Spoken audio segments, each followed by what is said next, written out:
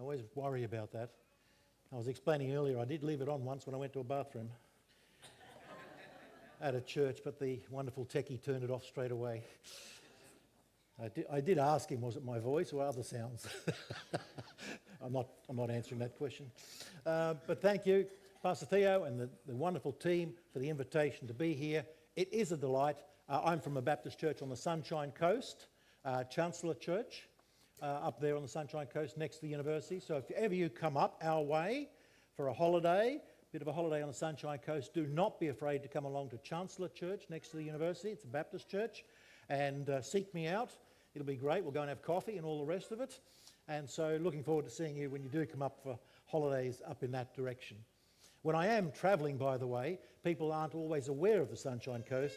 So I say to them, have you heard of the Garden of Eden? And they say, yes. I say, well, Sunshine Coast is next door. And so, and you'll understand that too from down here. And so, again, thank you for the invitation to be here. Great to see a large group as well. And I mean that sincerely. And a group that is passionate about singing. Because I've just come back only this week on Wednesday night, arrived back from Europe, where I was speaking, my wife and I were speaking across Ireland, Wales, Northern Ireland, England, and we were stunned by the collapse of the Christian church across that part of the world and elsewhere as well. Other countries such as Finland, which I thought would have been strong.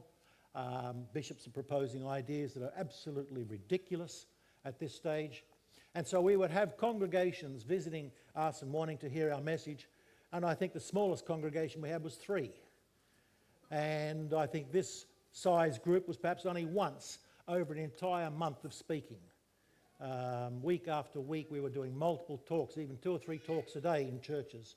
But there's been a major collapse in the Christian church across the world, not in Asia, but certainly in Europe. And in speaking to pastors, it was very interesting, just as a background before I begin here, what was the problem?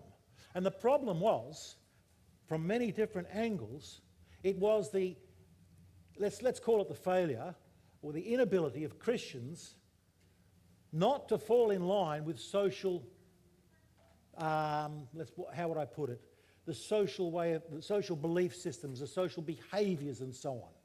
So we either today, we don't challenge abortion, we don't challenge parental responsibility so much, we don't challenge sexual behaviour, we don't challenge social narcissistic behaviour and so on. We allow it to occur, and that's what occurred in England and Northern Ireland and so on. They said they allowed any one of these things to occur, and it's brought the church to its knees. And so that hit my wife and I so strongly that when you look at their pattern of their collapse, and then you look at Australia, we're not there yet, but we are on a journey to that point.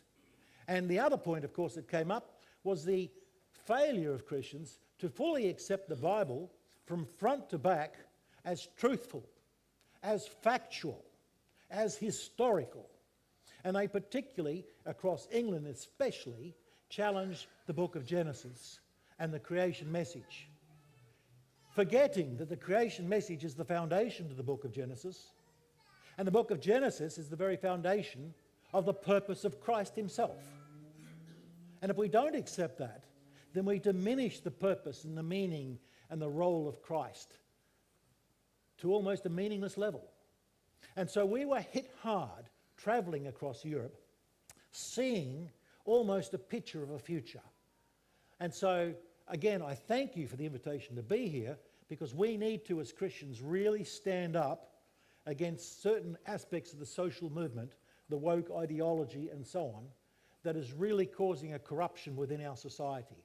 And I don't mean going out on the streets and protesting, but I do mean responding to legislation or ideas, speaking to your parliamentarians, speaking to the media, praying over it, especially praying over it all the time, and then also sharing it with family and so on. Because what I saw in Europe, I do not want to see happen in this country. And we are also, interestingly enough, next to Asia, Asia is in a boom with Christianity. Even Japan is converting at this stage. I went to Okinawa, the cross is everywhere. Taiwan, who would consider that a Christian nation? Yet 16% of Taiwanese people go to Christian churches. In Australia, it's 8% or less. Which is the Christian country when you look at it like that? Indonesia's changing. All these countries are changing. Singapore is incredible. And I've just come back prior to Europe speaking in Malaysia and Singapore, and there is a boom underway in Christ, an absolute boom. And that is wonderful. What disturbed me when I was in Asia was a comment made by one pastor and a couple of missionaries. We go to Australia to be trained, to come back to Asia to be missionaries. We think it has to be the other way around. Australia needs missionaries. And I was stunned by that. And so it puts us into the category of a European model of moving in that direction. And so I'm glad that today we can at least talk about creation and come to grips with that. I'm only going to touch on one little aspect that helped me become a Christian, because I was not a Christian for most of my life. I only gave my life to Christ in my 50s, and I did it because as a scientist, all of the studies I did on landforms and floods around the world highlighted to me that the global flood did occur, and did occur only thousands of years ago. As a scientist, not Christians helping me, science helped me take that journey to come to Christ. Isn't that fascinating? And if today's not enough for you, I'm speaking at the Access Church tonight on a totally different topic, on fossilisation. So if you want to know what's going to happen to you, how to be fossilised, I can teach you tonight how you can be fossilised, what it will take, and all that sort of thing tonight. And tonight I'll also tell more of my personal journey. It was an interesting personal journey coming to Christ because I resisted it most of my life. I won't go into the details, but I resisted coming to Christ until my 50s, and how that happened is a very funny story, and what happened after that. But today we're talking evolutionist to creationist, and a bit of background there about myself. Obviously I work for Creation Ministries International. We are a massive group of scientists worldwide, operating around the world, some from academia, some from government departments, some from their own research. We have pastors, theologians working for us as well. And our goal is to bring particularly Christians up to speed with the book of Genesis and the creation message. So it's extremely important from a point of view of evangelism and so on. But we want to help the Christian community that's here now from falling into those social norms that you see in the Anglican Church, I'm afraid, in England, that the book of Genesis is not truthful, it's not foundational, it's not historical, it's a storybook. We must not accept that. I could talk to you about many aspects, so please ask me lots of questions afterwards in there as well, and I'd love to spend time with you there. By the way, I'm also director of Australian Christian Tertiary Education, a new company that's gone public this year. We are intent, as a group of Christian academics from across Australia, to build a Christian university of the highest standards, with everything from engineering to pharmacology, and it'll be built in southeast Queensland, and we have already been given government approval to continue ahead. Every lecturer will be a Christian, approved by the government. Isn't that fascinating? They've done that. We have made major breakthroughs using prayer and connections and so on, but prayer and especially to bring that on. If any of you want to know more about that, after we've had coffee, because I desperately need coffee, I'm a coffee addict, okay? And I can tell you now, coffee in Europe, especially England, is terrible, okay? Only Finland has good coffee. And people in Europe talk about Australian coffee as being excellent. Isn't that fascinating? We are coffee addicts. And so after that, I'm happy to talk to any of you about the university as well, once we finish with the CMI, and happy to get you connected to us, therefore receiving our newsletter, information, all sorts of things that you may want to explore at a later date. And I'm happy to come back down, being so close, and to catch up personally and talk some more or hold some things like that. So, let's get back to Creation Ministries, evolutionists to creationists, and let's see if this works now. I don't think I turned it on properly. It's on. Excellent. I'm a scientist. It's not a picture of me in the past, it's a picture of me in the future. I used to have dark hair. Now it's gone grey, and I won't speak about it now, but I've had brain surgery, head cut in half, all the rest of it. Miracle operation, studied by a university because they don't believe I should be alive. All the rest of it, I'll share that tonight. But that's what caused my greyness, not age, okay? I'm not old. It just looks like that. But I was not a laboratory scientist, as you see there. I was actually a scientist who studied what was called fluvial geomorphology, landscapes in particular. I wanted to know what created that landscape, which floods created that, how much sediment or dirt is on the move, and so on. I also studied fossils, and I had a midlife crisis and became a microbiologist for a short period of time as well, and then published 6 international papers on that, and then decided I better get back out in the field and get over this midlife crisis as a microbiologist and get back out into the field. I loved it. To study landscapes, I had to travel the world. So I'm no longer speaking of just as an Australian. I spent 10 years in China learning to speak Cantonese as well. Can anybody here speak Cantonese? Shushu Guantanghua? No? Okay. I spent a couple of years in Finland as well. Anybody been to Finland? Beautiful country, isn't it? Anybody born from Finland? Heritage from Finland? Can you speak Finnish? One word. Which is? Kiitos, kiitos. Hey. Okay, that's thank you, by the way.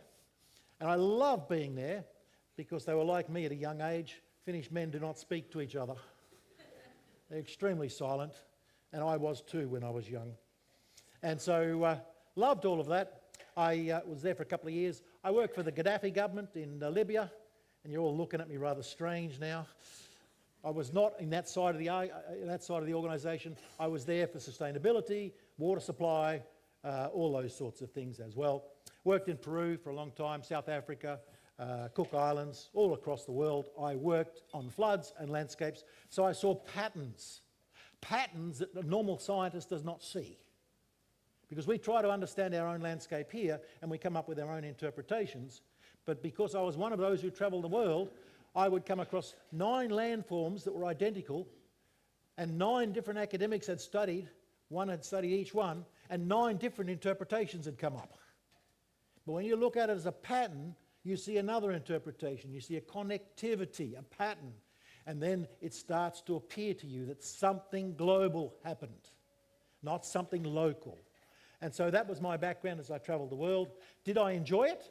Loved it. Was I shot at in these remote places? Yes. Was I arrested by foreign governments? Yes. Was corruption charges, all sorts of things? Yes. Was there an attempted kidnapping and I had to jump from a moving vehicle? Yes. I loved it. Absolutely thoroughly loved travelling the world to remote places like this. And did I catch every disease possible? Yes. You can imagine the team that I was working with came down with leprosy, one lost part of his neck, one got an intestinal infection that kept him in hospital for 6 months, that everything he ate went through him within 30 minutes. All sorts of things happened, but I loved it because it showed me the world to start with.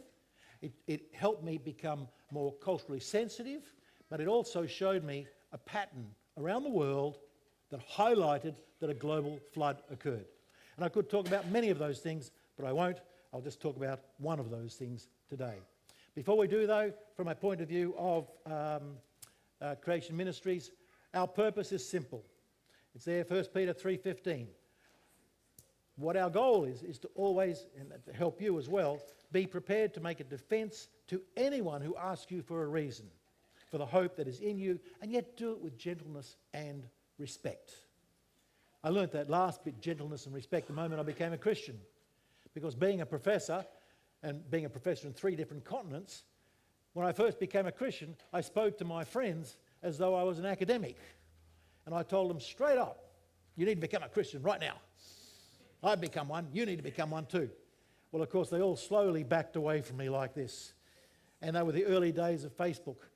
And all of a sudden, I had no friends on Facebook anymore. They all disavowed me. And I realised then that when we share this message, it has to be done with gentleness and respect. So we hope to equip you in not just the talk today, but our website as well, and so on. In fact, we have a website there that you can see. It's creation.com, easy to use. I'm sure many of you have used it because you've had CMI speakers here before, have you not? Yes. If you're not, you're forgetting, you're old like me, going grey as well. But you've had them here. Creation.com now has over, at my last check, 1,000 articles for you to read, copy, and do what you like with. Pass them on to other people. Ask any question you like. Put in questions. Don't type in the word flood, you'll get 2,000 papers. Flood when? Flood how? That's the sort of thing you need to ask. And so it's written for you, by the way. It's not written for scientists. So I found when I first started working with Creation Ministries about 6 years ago, I had so much trouble publishing with Creation Ministries. I could publish in top international journals because I knew my jargon. But when it came to writing for the community, I couldn't do that. And I had my first paper to Creation Ministries rejected 4 times because they said, Ron, you have to write to the community, not to other academics. And that was a wonderful experience going through all of that. Plus they made sure it was scripturally correct in every aspect as well. So I loved all of that. We also have social media. We have Facebook, YouTube, Twitter, all the rest. And particularly on YouTube now, we have a whole lot of clips from our speakers. In the last 18 months, we've taken many speakers, interviewed them, and put their testimonies, put their stories, put their research online for the community. So just because I'm here today doesn't mean you're restricted to me. You could go now online and listen to any speaker from Creation Ministries around the world. And you could choose any topic you like. So if you're into astrophysics, go for that. If you're into biology, go for that as well. And we also have for you Info Bites. Info Bites, how many of you are on Info Bites at the moment? Some of you should be or would be. No, not too many. Info Bites, yes, a couple. Info Bites is something we send out about every 2 weeks, bringing you up to speed with the latest. Not just scientific, but theological, with scientific protests, with movies like Jurassic Park, where you might see Jurassic Park and your children will see Jurassic Park. We will write an article immediately afterwards telling you how Jurassic Park is so wrong, so that you can show the children that it's wrong. Velociraptor was not this big. The actual species used in the movie was the size of a duck. But in the movie, they make it that big because they want to make it frightening, when it was simply a duck. That's all it was. But the movie terrorizes you. And so we will give you all of this information so you can share that with others. It is again written for the community. It's not written by academics. And for that, to register on that, we do have a sheet where you can put your email address and your postcode. And we'll just pass those around and get them out of the way as an administrative thing. If anybody wants it, just sign them up. The postcode is so we can allow you to know when other speakers are moving through this region. That's all it's for. And the other one is then just to simply bring you up to speed with what happens on a fortnightly basis around the world, by the way, written by top scientists all around the world, but written for you, not for us. So you can play with that, sign up or not. If you don't like it, by the way, after 2 months, what are you going to do? Unsubscribe. Do you think I'm going to give you a telephone call? I am not. Do you think I'm going to offer you some free steak knives or something? No, you're getting nothing. You're out. You're deleted from our system. That's all there is to it. So enjoy it. If it doesn't connect with you, unsubscribe. Okay. You'll also, by the way, in doing that, if you do subscribe today, it's free, by the way. It's totally free. You will actually be able to download one of our DVDs there. I think that's the one there. And so you can get that for free as well. Okay. Moving on. Let's share the journey. I was raised in a non-Christian family, a violent family, hence my resistance to God. Had trouble at school, which we won't talk about. Wasn't a Christian school. But the troubles that occurred in the so-called other Christian schools also occurred in secular schools, and I became a victim there. So I became a person who was not interested in a father figure. Because if male said certain things to me, and the abuse was common, I was not interested in a male figure. So I learnt science that way. I learned it with the big arrows that my sediments and landscapes and fossils all point to evolution. Point to evolution. And that's what I taught for 35 years. Now I knew some of it was connected to the Bible, but I discounted that, hence the narrow arrows going to the Bible. but most of it was to evolution. Now, how did I know some was connected to the Bible? You're not going to believe this, but I actually went to churches when I was travelling the world every now and then. How unusual is that? I'm resistant to God, don't want to know him, but I'm going to churches on occasion. Why? Because I was wanting to rise the ranks, and if my professor at that university was a Christian, I went along to church pretending to be a Christian, looking for promotion, looking for grant monies and so on. And in the Cook Islands, you'll love this story, I actually went in the Cook Islands, lovely group of people, loved them. But I was hired by the Cook Islands to do some environmental work. And the ministers of agriculture and environment and marine science all sat with me and said, Ron, we've hired you to come and solve a problem, but first of all, let's pray. I went, what? Pray? And I lowered my head, and what do? No, I just mumble, no, I don't know what to do. And I thought afterwards, why did they do that? So I said to one minister, what are you the ministry of? So I'm the Minister of Agriculture and I'm the pastor of this church. And another one said, well, I'm the Minister of Environment, I'm the pastor of this church. And I thought, well, if they're all pastors, I better go to church because they've given me a great contract that I don't want to lose. Isn't that illogical thinking? But it's the thinking that goes with the non-Christian wanting to rise the ranks. And I did rise the ranks rapidly. So I decided to go to church. And the funniest thing happened to me in church. I felt uncomfortable.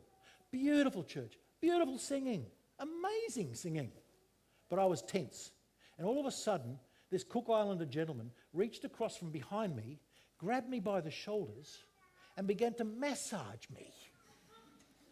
And I'll try and imitate an accent. He goes, hey, bro, just chill. Relax, bro, just chill.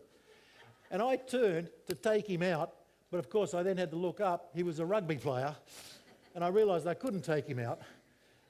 And so he then invited me to lunch, and I went along. So I was hearing the word, but rejecting the word.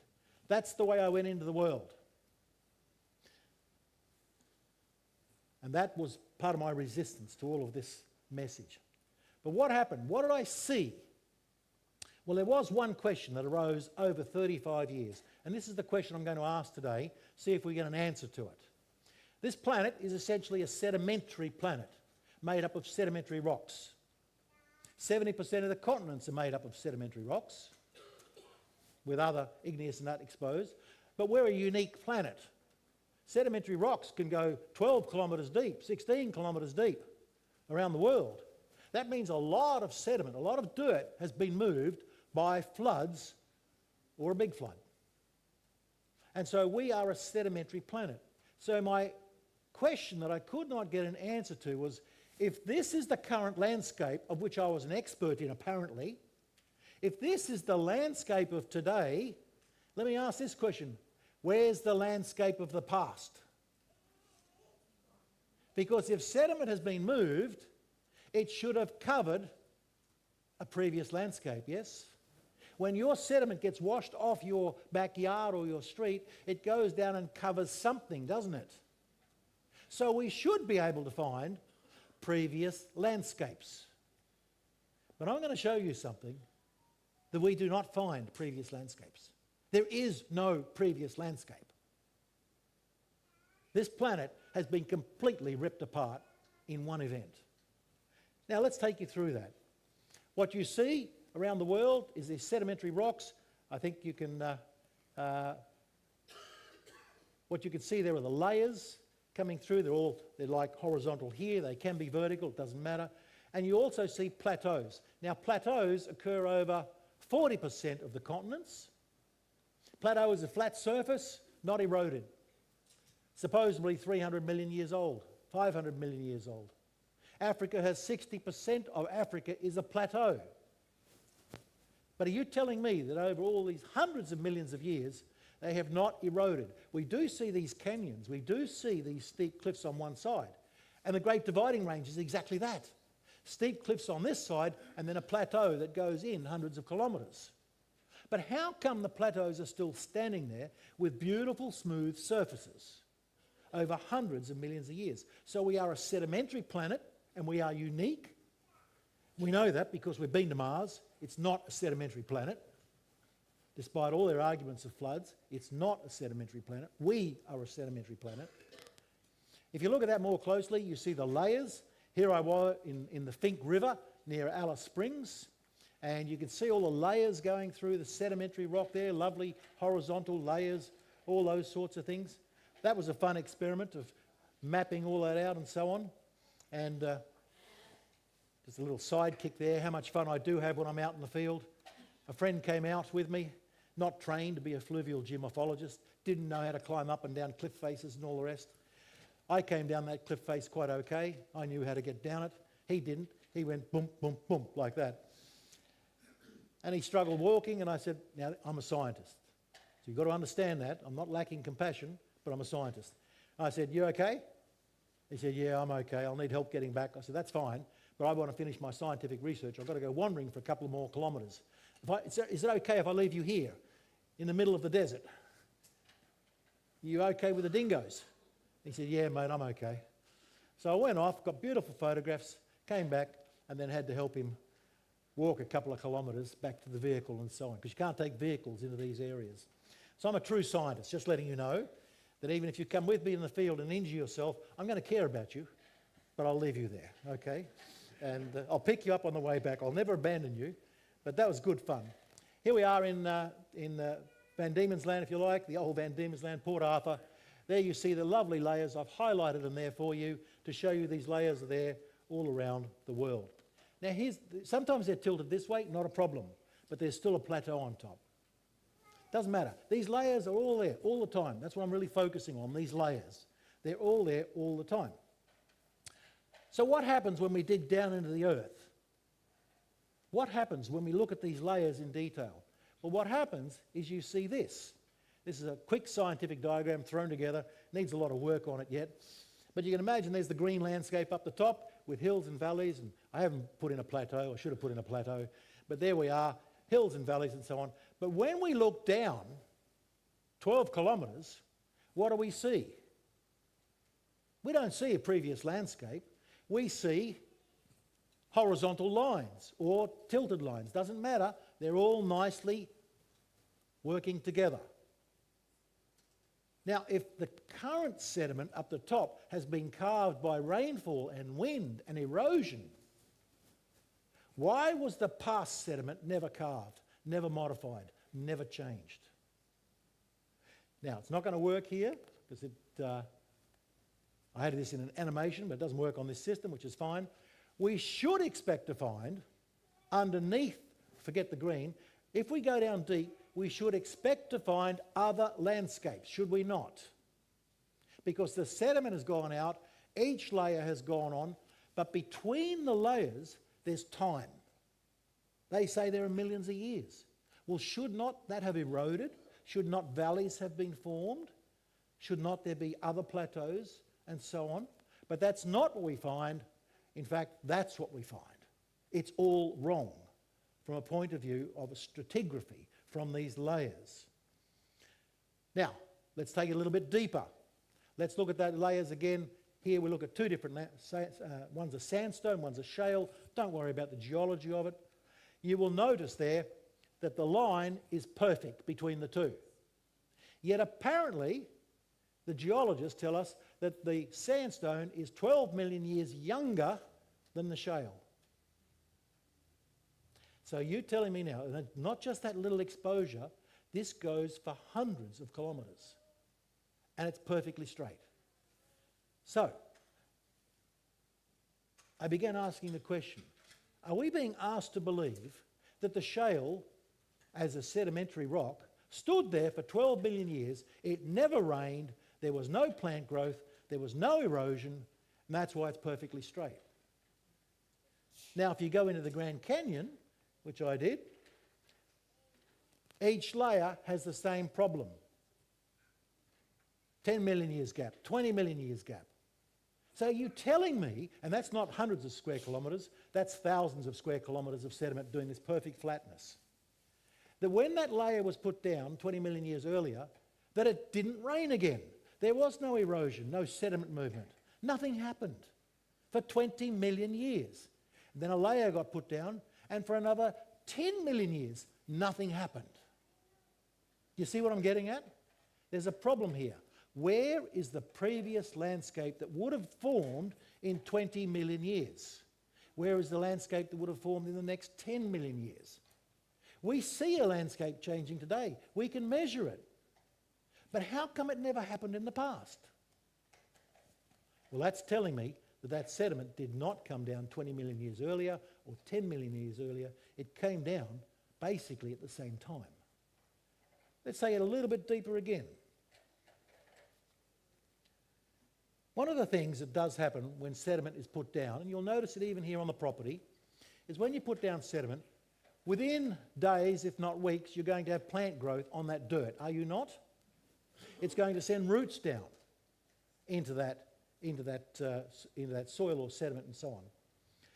It's called biotubation. It's when the roots go down and churn up the sediment when it's still sediment. It's not rock yet. It's sediment, so it gets churned up, it gets disturbed. Even an open beach does it. With the smallest, whether they're grubs or crabs or whatever they are, worms, you get a turnover. Now, what's fascinating about that biotubation is we have studied it so well, we know that when sediment is put down, it only takes hours for living organisms to churn it up. So I have a problem. How come, if it takes hours to churn up a sediment when it's newly put there, how come we don't see any evidence of it? None. How come we can trace biological activity? We have the chemistry to do so, the biochemistry. We know if plants grow there. How come when we look at those layers, we don't find evidence of plants? So in other words, for 20 million years, not only did it not rain, there was no vegetative growth as well. What happened? Why are we led to believe these things are hundreds or 20 or 10 million years old when there is not the slightest shred of evidence of erosion, wind erosion, water erosion, biological activity, slumping, sliding, landslides, nothing around the world, not just in one location, around the world. In other words, there is no past landscape. How is that possible? How is that possible? Final piece of evidence, it'll shock you as well. It's called these polystrate fossils. They're trees. Trees are actually buried in rock, and we have a big problem with that because a tree is standing vertical in a rock. What it does not have is any roots. They're gone. Usually the branches are gone too. It's just the tree trunk standing vertical in a rock. And it's not one or two. In this region alone, from Bow Desert up to the Sunshine Coast, there's over 1 billion of them underground. How do you get all of these trees standing like that in rock? Because you've got a real problem here. That rock on the bottom, that sediment would have been put down at one stage in history apparently. The sediment on the top turning into rock would have been much, much later. But the tree did not rot. Where's the roots gone? Where's the plants? Where's the branches gone? How come wherever you go around the world, there are millions of these, everywhere you go? Well, Mount St. Helens gave us an answer. We struggled for years to understand this, but when Mount St. Helens blew, it blew over and knocked over thousands or tens of thousands of trees. It snapped them off at the base, ripped the roots off, burnt the top off, snapped it off, and all these logs, thousands of logs, floated down into a lake. And there they floated on the lake surface like a log mat, like the good old forestry days when you send them downriver. There they are all floating there. But they didn't sink like that. Before they sank, guess what they did? They all turned upright, like this, bobbing up and down, and then they sank down and sunk into the soft sediment beneath them. And they're standing in the bottom of a lake. But they are rotting. Why are they rotting? Because no more sediment came down to bury them. So they're not being fossilised, not being polystrated, so to speak. They're rotting. In other words, something happened in the past that tore the vegetation on this planet apart, Millions, billions of these tree trunks are found around the world, standing upright, with no roots, no branches. Why? Because something incredibly violent happened to them. And so I was left then with a real challenge. But an interesting thing about polystrate fossils, let's have a look at this. This is a secular geologist making a very good comment. And this is in England. The British coal measures are 1,000, if a 10 metre tree was buried in 10 years in order to stop it being degraded, to stop it rotting, to be buried in 10 years, that would mean 1,000 kilometres in a million years. Oh, go back. I think we've gone too far there. Can we go back one? Let's try going back. Yes, there we go. Sorry. I was getting my logic out of sync there. If one estimates the total thickness of the British coal measure, it's 1,000 metres. So the coal is 1,000 metres deep, right? And in that are polystrate fossils. They were laid down over 10 million years is the argument. It took 10 million years to lay all that coal down. Okay. If you assume a constant rate of growth over those 10 million years, it would have taken 100,000 years to bury a 10 metre tree. And that's ridiculous, because the tree would have completely rotted. Likewise, if you turn the equation around and you say, if a 10 metre tree was buried in 10 years to keep it fresh, to keep it, intact, that would mean 1,000 kilometres of sediment would have to be deposited in a million years, or 10,000 kilometres deep in 10 million years. That's equally ridiculous. In other words, the secular world has no answer to this question: where did these millions and billions of tree trunks come from? So I was becoming highly confused. Everything I saw in my travels around the world kept pointing to a global catastrophic event as a non-Christian. And so what did I come up with? I came up with these ideas. Sedimentary rocks dominate the planet, not other planets, so it's unusual. Something happened here on this planet. There is no original landscape. In other words, what was there before all these sediments were put there was destroyed, and it was global. And there is no evidence of slow deposition, sediment deposition. It was catastrophic. How do we know it? Because there's no bioturbation, no organic evidence, fossilised trees, and so on. So I had no choice but to come to the conclusion as a scientist that a catastrophic global flood did occur. Did that get me into trouble at university? Oh, yes. That got me into trouble at university. And people challenged me, left, right and centre, to do that, to answer this question. And I made the mistake one day of going in a university setting. I said, because of all this research, 35 years around the world, not just this topic, I'm talking about fossilisation, many other topics I could share with you. I made a statement one day over coffee with other academics. I said, I think God exists.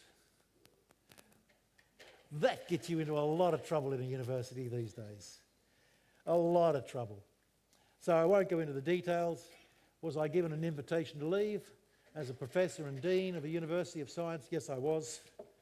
Told to go away and never come back, because the one thing they don't like is scientists who are professors who believe that God exists. Now, I wasn't a Christian.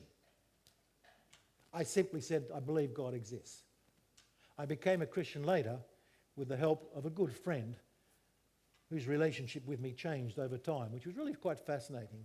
But I did become a Christian. Why? Because I connected my scientific data to the Bible, and there it is there. For God said, for behold, I'll bring a flood of waters upon the earth to destroy all flesh, in which is the breath of life under heaven. Everything that is on earth shall die. That I connected to, and it's gone too far again. We've lost it entirely. Let's go back. Boom, boom, boom, boom. Let's go back. Let's go back. There we go. For behold, I'll bring a flood of waters on the earth. So I made the two. That's the connection I made. That I had been given a little bit of the message in churches that I didn't want to go to. Isn't that fascinating? Do you ever have people in here who you wonder whether they really want to be here? I was one of them. I can guarantee you there's always somebody in a room that doesn't want to be here. They're here for a family purpose, or in my case, an employment, a promotion purpose. I was seeking to be the best for the wrong reasons.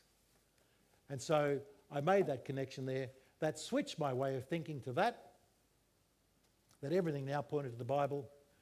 And I made the comment, God must be real, must be true. And I became a Christian out of that process. It's an important point, ladies and gentlemen. The media will argue that scientists cannot become Christians. Have you heard that before? Yep. Dawkins talks about that all the time. No person of intelligence can become a Christian if they're a scientist of intelligence. I was professor in 3 different continents, published a host of international papers on so many topics. I was an OECD representative for Australia. I was an advisor to the federal and the state governments. Let's not play games. Scientists all around the world who are discovering the global pattern are beginning to give their lives to Christ. We see so many of them today. So do not listen to that argument that a scientist cannot become a Christian. Today, science points to the Bible more than it ever has. Because the better we become at science, the more refined we become at understanding the book of Genesis. And so,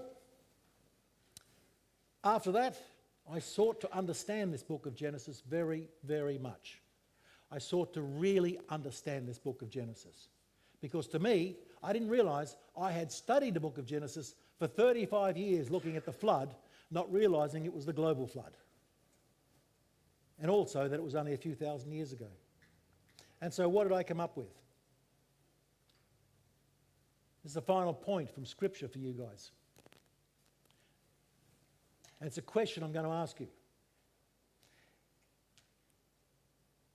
If the book of Genesis highlights who we are and that we should have an immediate relationship with God, if the book of Genesis is the seedbed of Christian doctrine, if the book of Genesis is repeatedly referred to by Jesus himself many, many times, if the book of Genesis is referred to by all authors of the New Testament in one way or another, they're not rejecting creation, they're not rejecting the flood, they're not rejecting the 6 days, they all accept it. Jesus accepted it, the apostles accepted it, the writers accepted it of the New Testament. And we need to ask ourselves the question, why then do we question it? Why do we challenge the book of Genesis? Because I think we all do in one way or another, challenge the book of Genesis. 6 days is a very common one to me. People ask that question regularly. If you are concerned about that or wondering about it, come and talk to me over a cup of coffee. Once I've had half a cup, I'll answer that question. And who do we challenge? If we challenge the book of Genesis, who do we challenge? Are we challenging Moses, the author? No, we're not. We're not challenging Moses. Who are we challenging? God. We are challenging God because he gave us the commandments with the 6 days in it. Jesus refers to the flood. Who are we challenging if we challenge the book of Genesis? If we challenge creation, we are challenging God. We are challenging Christ, and so on. And so to me, as an academic, I couldn't stop learning. I wanted to learn more about the book of Genesis and understand this creation message. And as a result of that, studying hard and all the rest of it, in the end I realised Creation Ministries, what a great place to work. Put a new university together where Genesis is built into it, where the Bible is accepted as factual, historical and truthful. And so that's what happened. That's how I became a Christian. And that's the one question I wanted to ask you today. It's a question that you struggle with. If current landscapes are being created by current processes, how come there's no past landscape? Where is it? The answer is simple. The earth was torn apart by a flood of global magnitude. And I do mean unbelievable depth of water. We know that because we measured it. It's out there in the oceans now. incredible depth of water, tore this planet apart, laid down sedimentary layer after sedimentary layer, no bioturbation, tore the entire planet's trees apart, put them into place, billions of trees, fossilised trees, and so on. That all happened in one event. Why? Because we see it everywhere we go around the planet. So it didn't just occur in the Middle East. It occurred globally. And that's what the Bible says. And so just to help you along the way with that, to really bring you up to speed with that, to keep you informed, I'm just going to end on something here that's my wife and I found extremely important, because she gave her life to Christ as well. And that is, we have a magazine. #1 creation magazine on the planet. Nobody beats that. Translated in many languages. In fact, when I was just overseas, I kept going from bookstore to bookstore, and when I got to Finland, I was so excited. I found Finnish copies of the magazine with my papers in them. I could see my paper translated into Finnish. I got excited. And Julie said, why? So my wife said, why? But the point is, it's just fun to see it translated into so many languages around the world. So many countries get this, and this is an incredible, when you look at it, have a look at copies out the back. Beautiful, beautiful. It's not just science, it's theology. We interview Christians as well. I've written 4 papers on Christians, great Christians who've given their life to Christ, telling their story and why they believe in the book of Genesis, why they believe in creation, and so on. And so this is an incredible investment to get. Now, if you do get that, by the way, I've just come back from overseas, so I've been caught off guard here. There is an incredible, they've upgraded the whole thing. I was going to market to you this book here on universities, and $5. Apparently, if you sign up for 1 year with this at the desk at the back, you get a free back copy here. If you sign up for 2 years, and these are cheap, by the way, so if you currently subscribe to Women's Weekly, you know you can also subscribe to this. You get this copy, plus 4 of those booklets, which I just said there was $5 for one of them. You get that today as well, which is great. And what else do you get? I'm learning just like you are. I was so excited to come back and see Australia has done all this sort of stuff. So yeah, oh, that's right. You get access, if I remember this, correct me if I'm wrong, team. We have this wonderful team of people who help us wherever we go to keep our costs low. I think you get a year's subscription to the journal. Now, the journal is for those of you who really want to get a bit deeper. That's not a magazine written for people, which is, that, by the way, magazine can be read by teenagers easily. Not a problem. It's absolutely tailored that way. The journal is written for those who are more educated. Beautiful, beautiful journal. That, you get a free subscription for 1 year to that as well. I'm so excited about that because we've not had that before. And so some of you might, who want to know more and deeply, may go beyond the creation.com website. You may want the journal as well. So you'll have a year, and then you'll be able to go back over all the past issues as well. So don't be afraid to do that. Sign up to that. And our team out the back will show you how to sign that up, etc. You can sign up other people. So when my wife and I became Christians, and we believed in creation, and we met the Creation Ministries team, we actually, my wife came from an atheistic family, I came from an alcoholic family, and a violent family. We gave them the magazine. Did my father-in-law speak to me for 6 months? No, he was an atheist to the core. But after 6 months, he had a major injury, was about to lose a leg, asked me to come around and pray for him, didn't lose his leg, and he said, remember that magazine you got me? Can you resubscribe me? I loved it. In my wife's family, half of them, previously atheistic, have now become Christians. In my family, 1/3 have given up alcohol and become Christians. And that is a tool that we used, as well as our own life, the changing in our own life and so on. So you'll see lots of testimonies, lots of people have gone through this experience. You can read that if you like. More importantly, in our family, it had such an impact to my wife Julie's family, my family. We absolutely stand by that magazine. And what do you do with it?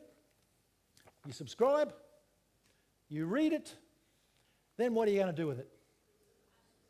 Pass it on. You walk around like this every time you go to a coffee shop. That's what you do. And you come up, you might be serving me coffee. And I might say to you, have you ever seen this before? And you might say, no. It says creation, not Christianity. Young people today want to know about creation. Talk to me about that later. Paul used creation in his own ministry across Asia. He used it in the book of Romans and so on.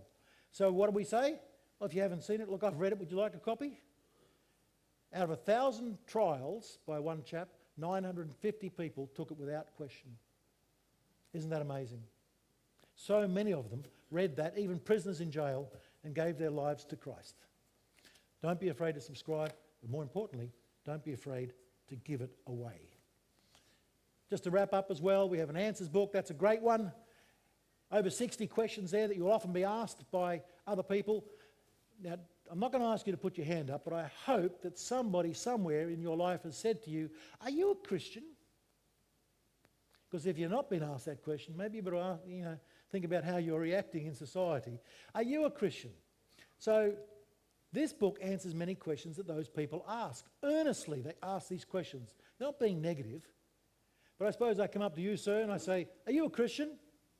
And you say to me, yes. Wonderful, wonderful. Look, I've been interested in wondering, who did Cain marry? Now, don't answer. Oh dear, most of us go, oh dear. What if I came up to somebody and I said, are you a Christian? Yes. Yeah, look, I've been wondering, if God made everything, who made God? And what do we all do? Oh, yeah. Well, you know what you're going to do now? You're going to buy the book, and when somebody asks you that question, you're going to say, look, I haven't got time to answer right now. Let's catch up for coffee tomorrow. You race home, pull that book off the shelf. They're all 2 to 3 page answers. Read it and go back next day with confidence that you have the answer to that question, and help that person then on their journey as they inquire about Christ. It's brilliant, brilliant, that book. And I think the other one, which I've got here as well, after 40 years of that magazine, which I keep plugging because it changed our family, we took the best articles, re-digitised them, re-edited them up to date, and published them after 40 years as a celebratory, amazing, amazing book, all beautifully. Images, just magnificent, quality of paper, brilliant, all the rest of it, on every topic you can think of. And that is a coffee table book. That's a gift to somebody. And so that is an incredible purchase as well. Why do we do that? Because it comes back to 1 Peter 3:15. We must be able to give an answer to the questions that are asked of us, like I've just shown, and to do it with respect and dignity and so on. And on that basis, let's pray. Heavenly Father, we thank you. Thank you, Lord, that you can bring us together as Christians to celebrate this day of worship, to be with you, Lord, to bring glory to you and you only, Lord, to recognise you, Lord, as the one and only, as we did through our singing, Lord, to just praise you and worship you. We just thank you so much. We thank you that science today points to the Bible more so than ever before, gives us strength, Lord, gives us the authority to express that, Lord, and to share that, Lord, with so many other people, as well as the tools that are available to us. Help us to be bold, Lord, not just today, but in the weeks and months to come, to share the importance of the book of Genesis, even to other Christians who may be challenged, may be struggling with the book of Genesis. Help us to do so, Lord. And Lord, I pray for this church, thanking you so much, Lord, for this blessing of this church. Pray for its growth, Lord. We see growth, we see impact on the community. Just a wonderful outcome from this church, Lord. And we thank you always, once again. In the name of Christ Almighty, amen. Thank you.